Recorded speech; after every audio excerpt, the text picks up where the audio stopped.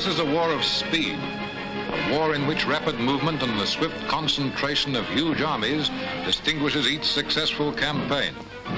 Thrusts and penetrations by mobile columns, the immediate consolidation of new won ground, and the organization of far-stretching lines of supply are essential features of the modern Panzer battle.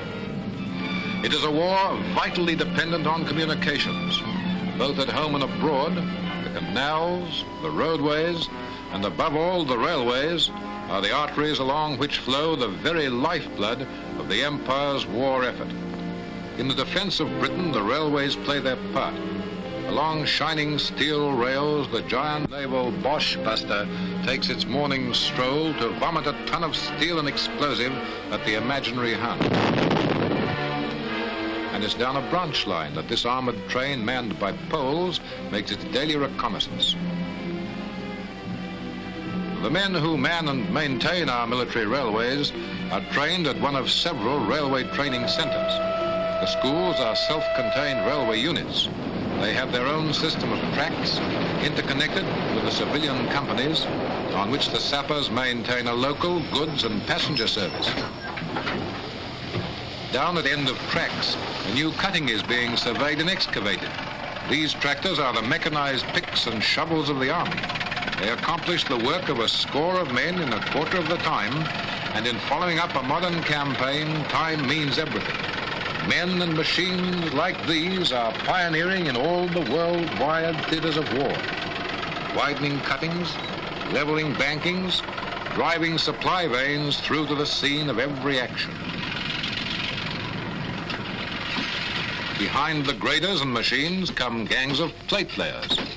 On this job, they learn how to throw miles of new track across desert or through jungle with speed and efficiency.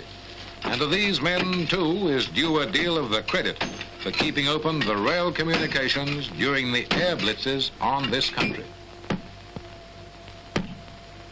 In another part of the camp, a new bridge is being constructed.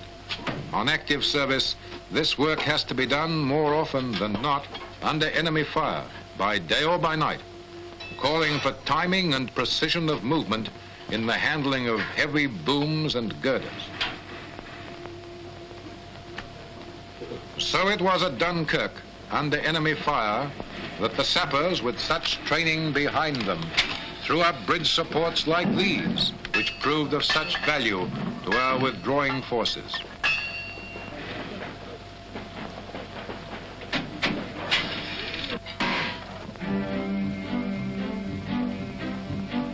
The theoretical and administrative side of training is taught by lectures and the use of models.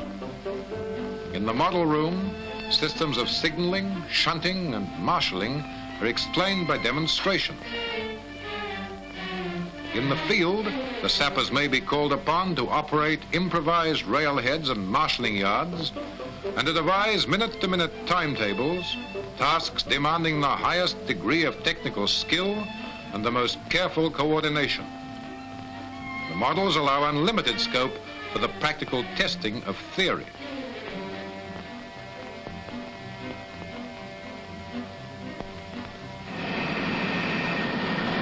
Training school has its own foundries and workshops. Here is performed the routine of replacing and servicing all working parts, from the tiniest screw to the largest casting. The men who guide these machines are army craftsmen, and every opportunity is given to further knowledge by practical experience. These men realize that a casting burnt out in the middle of the African plains is not a matter for the foundry at the base, but one for their own hands, a test of their technical skill, of their initiative. They must know intimately every type of crane and lifting gear. They must have the skill to handle outsize or super heavy loads. That knowledge and skill is attained by instruction and hard application in the shunting yards. When the sappers are called upon to embark a BEF from some railhead, they will do so with the confidence and easy ability of long practice. In Britain, And throughout the empire, there are countless railheads and embarkation points manned by the soldier railwaymen, marshalling goods wagons, discharging cargo, or ferrying troops. They are the Army's handymen. Behind the victories of the Libyan campaign, the restoration of Abyssinian independence, the Battle of Syria, and our action in Iran lies the story of empire military railways. A story of construction and maintenance, ferrying and supply, in tropic heat and winter snow, maintaining the rhythm of a mighty fighting force against every obstacle devised by man or nature. In India, along the Ganges to Lucknow, across Iran, Iraq, reaching our Soviet allies in the Caucasus, from Abyssinia, up the Nile through Khartoum, Alexandria, beyond Egypt into Libya.